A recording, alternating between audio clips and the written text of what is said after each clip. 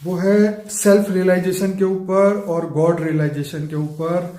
आज दुनिया में बहुत सारे कंसेप्ट आ चुके हैं, आत्मा परमात्मा के बारे में बहुत सारा ज्ञान आ चुका है, लेकिन हम आपसे ये जानना चाहते हैं। थोड़ा सा मैं पहले बोलूंगा, फिर आप शुरुआत करिए, ताकि लोगों को ये पता चले। जैसे लोग जो है वो परमात्मा को, गॉड को एनर्जी मानते हैं।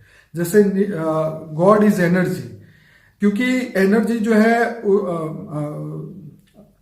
क्योंकि एनर्जी जो है वो एक सोर्स है, और वो सोर्स वो नहीं जानते, इसलिए सोर्स को वो गॉड कहते हैं। जैसे ये यूनिवर्स बना, तो कैसे बना, किससे बनाया, उस एनर्जी को वो नहीं जान सकते, इसलिए वो उसको एनर्जी को ही वो गॉड कहते हैं। तो हम जानना चाहते हैं कि आपके हिसाब से गॉड रियलाइजेशन, परमात्मा ज्ञान क्या है? देखो, पहले तो आत्मा का ज्ञान और परमात्मा का ज्ञान, दो ज्ञान। हमारे पहले जो ऋषि मुनि थे ना, वो सेल्फ रियलाइजेशन के लिए, वो अपनी चैतन्य शक्ति को जगाने के लिए, वो अपनी चैतन्य शक्ति कहते थे। क्या कहते थे? ओके। पहले हमारे ऋषि मुनि क्या मानते थे? जड़ और चैतन्य। ठीक है। ये शरीर है जड़, और चैतन्य शक्ति है जो अंदर, शरीर के अंदर चैतन्य शक्ति है। ठीक है। वो मानते थे। ठीक है। उसमें ऋषि मुनियों ने जाके हिमालय की कंदराओं में जाकर अलग अलग तपस्या करते थे, और वो चैतन्य शक्ति जगाने के लिए, जैसे कुंडलिनी जागरण के चक्र जगाते थे, फिर तीसरी आंख जगाने के लिए वो कोशिश करते थे। तो वो एनर्जी माना, आज जिसे गीता में भगवान ने उसको आत्मा शब्द कहा। सच बात, आत्मा। तू मुझको आत्म स्वरूप बन, मुझ परमात्मा को याद कर, तो मैं तेरे साथ पाप विनाश कर दूंगा, और अंत में मैं तुम्हें परमधाम ले जाऊंगा। ठीक है ना? ठीक है। तो एक आत्मा को एनर्जी पहले कहते थे, चैतन्य शक्ति कहते थे।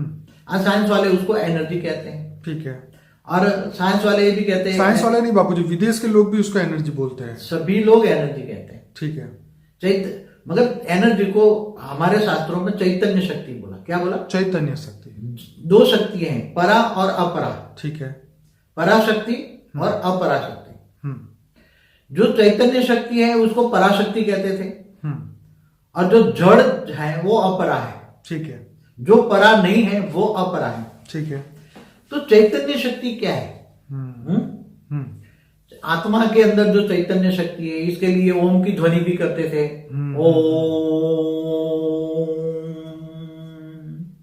ओम की ध्वनि करते थे। तो ये कहते थे कि जो नीचे जो कुंडलिनी शक्ति जागृत होती थी, ठीक है, मूलाधार चक्र से सारी शक्तियां ऊपर चढ़ाते थे और आत्मा को ध्यान देते थे। और फिर कई लोगों ने कई अलग अलग थियरी, हमारे शास्त्रों में वैरायटी थियरी है। ठीक है। चैतन्य शक्ति के बारे में अब कोई क्या कहता है कि हम ब्रह्मास्मि, मैं ब्रह्म हूं। क्योंकि उन्होंने क्या जाना, निराकार की उपासना करते थे। जैसे गॉड इज लाइट, सारे जगह नूर, अलग अलग कहते हैं ना लोग। तो ब्रह्म की उपासना करने लगे। सेल्फ रियलाइजेशन करने के लिए ब्रह्म की उपासना करते। वो क्या कहते हैं? मैं ब्रह्म हूं। समझ में आया? मैं ही आत्मा सो परमात्मा। क्या कहते थे? आत्मा सो परमात्मा। तो आत्मा ही चाहे तो परमात्मा बन सकती है, वो हमारे शास्त्रों में लिखा है। ये जो गॉड को ओमनी प्रेजेंट कहते हैं, कि गॉड जो है हर जगह है, क्योंकि जो हर चीज एनर्जी से बनी है, और एनर्जी जो है वो उसका मूल जो है वो उसको ही गॉड बोलते हैं। तो इसीलिए जो है एनर्जी, मतलब परमात्मा हर जगह में है, मनुष्य में, कुत्ते बिल्ली में, हर जगह पे है। आप क्या कहेंगे इसके बाद? देखो, अत्र तत्र सर्वत्र बोल दिया, ओमनी प्रेजेंट का मतलब परमात्मा। अत्र तत्र सर्वत्र, परमात्मा सर्वव्यापी है। हाँ। हवा में भी है, कण कण में है। क्या बोला? जैसे गॉड पार्टिकल बोले ना, तो कण कण में भगवान है।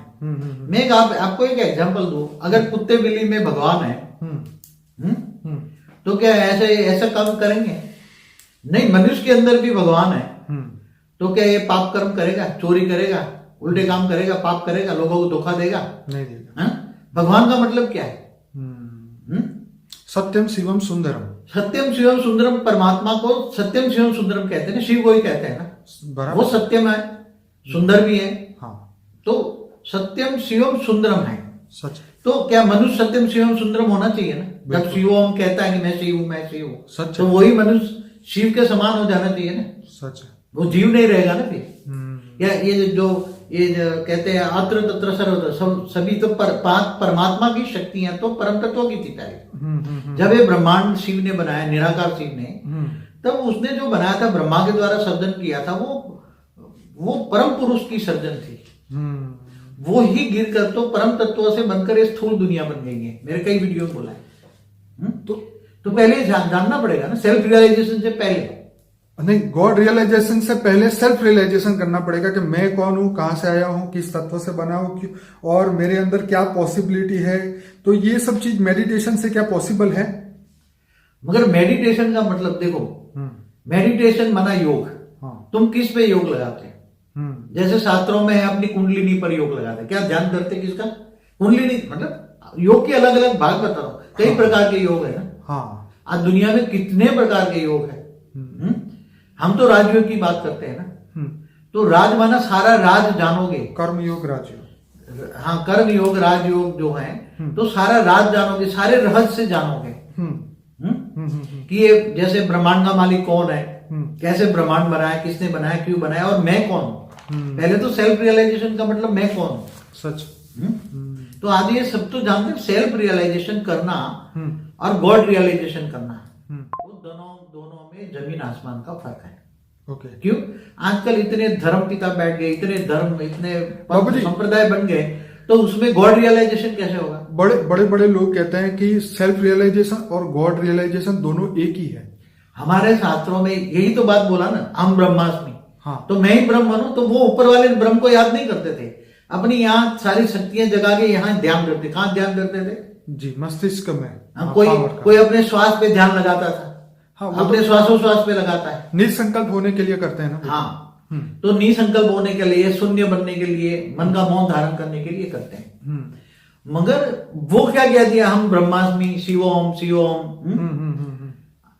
तो ये सभी बातों के कारण आत्मा तक भी नहीं पहुंच पाए लोग। क्या आपने देखा होगा कि ऋषि मुनि कई युगांतर तक तपस्या करते थे, फिर भी वो अपना सूक्ष्म शरीर निकाल के बाहर जाते थे, शक्तियां अपनी जानी, मगर वो परमात्मा को नहीं जान पाए। समझ में आए बाबूजी? यहाँ पे आत्मा को जानना और परमात्मा को तो जानना कोई ये मासी का घर है क्या? और परमात्मा को जानना, आज कितने ज्ञान की संस्थाएं बैठी हैं, मगर कौन परमात्मा एक्यूरेट परिचय देती है? बाबूजी, लोग जो है परमात्मा को एक लाइट मानते हैं। वो मानते हैं कि परमात्मा मनुष्य में, जानवर में, पशु पक्षी में, हर जगह है। यही तो प्रॉब्लम आ रही है। वो उसकी रचना है ना। ओके। परमात्मा की रचना है। अच्छा। क्या है? वो परमात्मा नहीं है। हर चीज के अंदर जो भगवान है, भगवान। मैंने आपको बताया कि जैसे कोई मनुष्य है, चोर डाकू बनता है, तो क्या वो परमात्मा है? नहीं। वो पहले उसने जो परमात्मा ने, जो जैसे हमारे ब्रह्मांड के शिव ने ब्रह्मा द्वारा सृष्टि रची, तो अच्छी सृष्टि रची थी, मगर वो धीरे धीरे गिरकर धीरे धीरे मनुष्य बन गया। मनुष्य से भी प्राणी जगत बना। प्राणी से भी 84 लाख योनि का जन्म कहां से हुआ? बिल्कुल। धीरे धीरे गिर गए, वही आत्मा गिर गई। वो जो फरिश्ता समान थी, देवता थी, आत्मा देवता, मनुष्य बने, मनुष्य नीचे गिर गए। और बापू जी, उनका जो तर्क है कि you are not a separate from God and God is not far away from us. मतलब हम परमात्मा से दूर नहीं है, और जो परमात्मा है हम स्वयं है। देखो एक बात बताओ, जो परमात्मा है वही मैं हूं। वही तो कहते हैं शिव हम। हाँ, मैं शिव हूं। ठीक है। वही कहते हैं हम ब्रह्मास्मि, मैं ब्रह्म हूं। तो आत्मा को वही परमात्मा कह दिया इन्होंने। मगर आत्मा अलग है, आत्मा एक सेपरेट, इसकी रचना है। और बाबूजी, आप भी जैसे सबको ज्ञान में सिखाते हैं ना कि हमें बेहद की परम आत्मा बनना है। मतलब अभी तो हम धरती लोक पे आके मनुष्य बन चुके हैं, लेकिन हमारा रियलिटी तो वही थी। हम शिव, महाशिव, परम महाशिव के लेवल की आत्मा है। और जो सेल्फ रियलाइजेशन कर ले उनके लिए की बात। देखो, आत्मा पहले अपने आप को आत्मा जाने, सेल्फ रियलाइजेशन।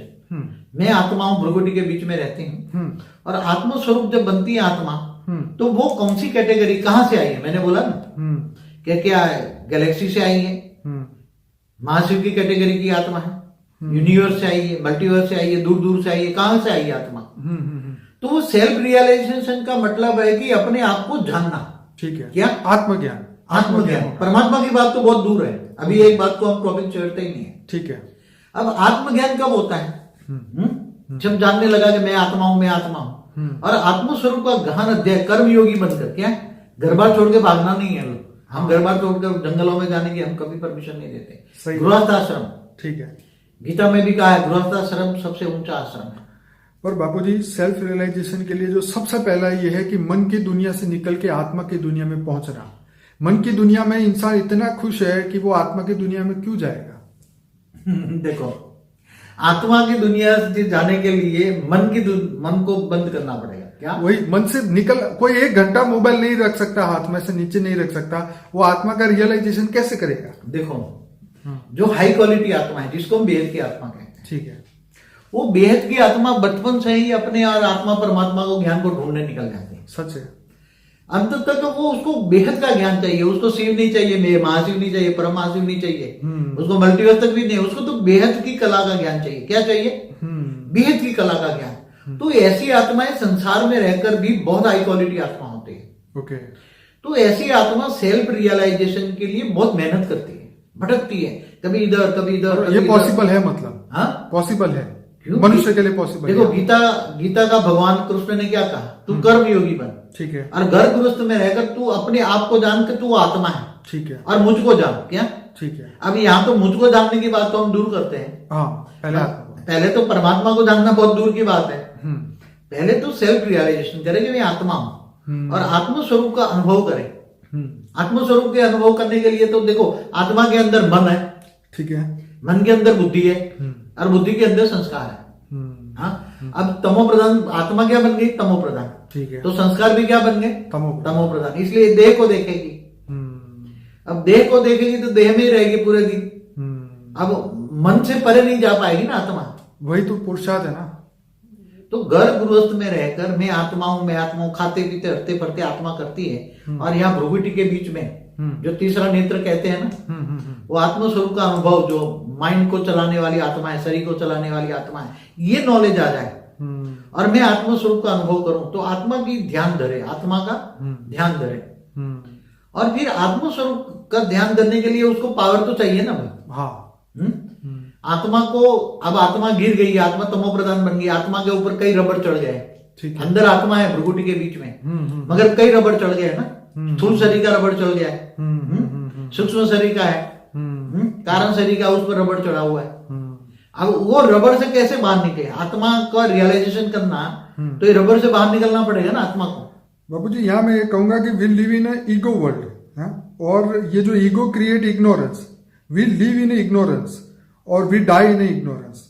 तो हम अज्ञानता में जीते हैं और अज्ञानता में हमारी मृत्यु होती है। जीवन में मृत्यु अज्ञानता में होता रहता है। हम अपने ईगो, मतलब एक अज्ञानता में खुश है। जैसे एक स्टोरी में भी आपने कहा था ना कि वो सुअर का बच्चा होता है, तो वो उसी कीचड़ में खुश है। तो मतलब जिस जीव योनि में इंसान फंसा है, मनुष्य फंसा है, वो इसे मनोमय जगत में, ये मन की दुनिया को पार करने की उसके पास मतलब शक्ति तो है, लेकिन वो पावर क्यों नहीं रियलाइज कर सकता? ये सबसे बड़ा चैलेंजिंग काम है। देखो, जब कोई मनुष्य जीव बन जाता है, जीवात्मा, man is a social animal बन जाता है, तब पहले तो सेल्फ रियलाइजेशन की तो बात बहुत दूर रही। हाँ, पहले तो लोगों से डरना बंद करे। हाँ, फियर, डर के कारण वो आत्मा रियलाइजेशन, आत्मा तक पहुंच नहीं पाती। ओहो, सबसे पहला डर है। वैसे डर पर तो हमें एक बहुत बड़ा टॉपिक है, उसको बहुत बड़ा वीडियो बनाना चाहिए, डर पर। सच है, क्योंकि आत्मा डरती है। मनुष्य जीव बन गया है, जीव बनकर मैं सोशल एनिमल बन गया है, सामाजिक प्राणी बन गया है 100%। इसके कारण चाचा मामा ताऊ से वो इतना डरता रहता है, इतना डरता रहता है, इतना डरता है जितना भगवान से नहीं डरता, मगर वो देह और देह के संबंधों से डरता है। सच बात है। और फिर दूसरी इसके अंदर का डर, दूसरा क्या है उसके अंदर, क्योंकि इच्छाएं बहुत बढ़ गई। क्या बढ़ गई? ओके। अब लिविंग स्टैंडर्ड सबका हाई चाहिए। क्या? उसके बाद एक गाड़ी है, मेरे पास 2 गाड़ी चाहिए। इच्छाएं बहुत बढ़ गई। देखा देखी, मैं सोमेनशिप क्या बढ़ गई? मान शान से परे, मैं ये बनूं, डॉक्टर बनूं, इंजीनियर बनूं, इसकी में आधी जिंदगी तो चली जाती है। शरीर के ऊपर फोकस रहता है ना कि मैं बढ़िया बनूं, मैं ये करूं वो करूं, आत्मा के ऊपर फोकस नहीं रहता। देखो, लौकिक पढ़ाई तो डॉक्टर इंजीनियर बढ़िया करके बन जाते हैं, बिल्कुल, मगर जो अपने मन को भी नहीं जान सकते, मैं कौन हूं, कहां से आ जाऊं, सेल्फ रियलाइजेशन बचपन से करे, तो दोनों लौकिक पढ़ाई और अलौकिक पढ़ाई दोनों पढ़ाई पढ़ते जाए, तो दोनों आत्म स्वरूप में पढ़ेगा ना, तो डॉक्टर इंजीनियर बहुत जल्दी और अच्छा बन जाएगा। तो सेल्फ रियलाइजेशन करने के लिए आत्मज्ञान ही अज्ञानता का उपाय है। देखो इग्नोरेंस बताया ना, इग्नोरेंस माना अज्ञान अज्ञान रूपी अंधेरा छाया हुआ है। अज्ञान रूपी अंधेरा छाया हुआ है, इतना छाया हुआ है और लोग डराते हैं। आज धर्म गुरुओं के पास जाते हैं तो लोग डराते हैं, गुरु अपनी घंटी बांध के, उसको तो ज्ञान नहीं है। आज लोग भटक रहे हैं, ज्ञान के लिए भटक रहे हैं। बेहद की आत्मा जो हाई क्वालिटी आत्मा है वो ज्ञान के पीछे ये गुरु छोड़ कर बांध रहे, भटक रहे हैं ज्ञान, मगर ज्ञान सागर में डूबना चाहते हैं मगर ज्ञान नहीं है ना। बाबू जी यहाँ एक और क्वेश्चन निकल के आता है, क्या जीवन मृत्यु ये सेल्फ रियलाइजेशन का ज्ञान नहीं है उसके कारण होता है या हमारे कर्मों के कारण होता है? क्या हमारे कर्म हमें फोर्स करते हैं जन्म लेने के लिए? आप बताइए।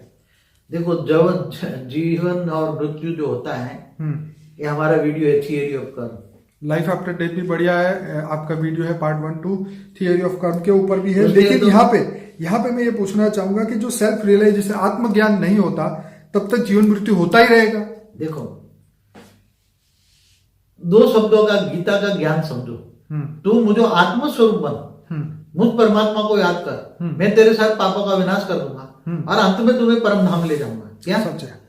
तो तुम्हें जन्म मरण से चक्र से छोड़ने के लिए तो कर्म तो विकर्म विनाश करना ही, पाप विनाश करना पड़ेगा। तो सेल्फ रियलाइजेशन पहला सब्जेक्ट है। तो बाबू जी ये दूसरा क्वेश्चन यहाँ इसी बात से आया कि क्या हम जीवन मृत्यु से कर्म को विनाश करे बना निकल सकते हैं यहाँ से? बिस्तरा पोटला बांध के यहाँ से निकल सकते हैं? देखो आत्मा चाहे हाँ एक ही जीवन में अंदर आत्मा आत्मस्वरूप का नियमित अभ्यास करे, गर्भ गृहस्थ में रहकर आत्मज्ञान का हमारा वीडियो देखे, आत्मस्वरूप का हमारा वीडियो है, बिल्कुल वो देखें। हमारे लगभग सारे वीडियो देखे, उसमें बहुत ज्ञान सागर में डूबे। क्यों? ज्ञान, कितना ज्ञान चाहिए उसको? सागर ज्ञान सागर, इतना नॉलेज चाहिए उसको। ज्ञान गंगा में स्नान करने से कुछ नहीं मिलेगा। आजकल लोग ज्ञान नदी बन के बैठ गए हैं और नदियां भी सूख रही है, और समुद्र बनने के लिए तो मन से बाहर निकले तो समुद्र पे पहुंचे ना। आत्मा का ज्ञान जो आत्म स्वरूप पहुंचे तभी तो वो सागर जितना बड़ा। देखो अपने आप को सेल्फ रियलाइजेशन करने के लिए, आत्म स्वरूप का अभ्यास करने के लिए दुनिया का भर का नॉलेज चाहिए उसको। हाँ क्या है? सच है कि दुनिया भर का साइंस के साथ और शास्त्रों के साथ टैली करके उससे भी आगे का ज्ञान चाहिए। साइंस और शास्त्रों से भी परे का ज्ञान चाहिए। क्या? साइंस को तुम जानोगे तो गैलेक्सी माना अनंत कोटि ब्रह्मांड, यूनिवर्स, मल्टीवर्स कैसे बना, क्यों बना, कहाँ, उसके मालिक ने कैसे बनाया, उसका मालिक कौन है, जैसे शिव, महाशिव, परमशिव हम बताते हैं ना। तो इतना नॉलेज होनी चाहिए कि मैं किस आत्मा स्वरूप बनने के लिए उसको परमात्मा का तो सहारा चाहिए ना। जी। जब तक सेल्फ रियलाइजेशन कब होगा? जब आत्म स्वरूप की अनुभूति कब होगी? जब वो परमात्मा को जाने। जी। और परमात्मा माना ऑलमाइटी ऑथोरिटी को, with the almighty authority. Almighty authority को जानेगी, उससे पावर हाउस से कनेक्शन जोड़ेगा तो आत्मा में पावर आएगी ना। आत्मा में पावर आएगी तब सेल्फ रियलाइजेशन होगा ना। तो जैसे बाबूजी कर्म के कारण जो संस्कार बने, प्रारब्ध बना, भोग बना, जो हमें कर्म बार बार फोर्स कर रहा है, पुनः ही जननम पुनः ही मरणम, हमारा फिर से वही प्रश्न पे आता हूँ, क्या कर्म परिवर्तन से हमारा जीवन मृत्यु के चक्र से बाहर निकल सकते हैं? देखो अगर तुम्हें कर्मातीत अवस्था पर जाना है, कर्मातीत अवस्था पर जाना है तो आत्मा के अंदर सारा कई अनेकों जन्मों का कर्मों का हिसाब किताब रिकॉर्डिंग पड़ा है। ठीक है। हाँ, जो पाप कर्म भी है, कोई पुण्य कर्म भी है। पाप और पुण्य दोनों से परे जाना पड़ेगा ना, नहीं तो तुम्हें पाप भी भोगना पड़ेगा और पुण्य भी भोगना पड़ेगा। सच है। अब कई कहते हैं ना, कई दुखी होते, बहुत दुखी होते, बोले मैंने अगले संचित कर्म भी पढ़े, अब कई जन्मों के रिकॉर्ड पड़ा है आत्मा में।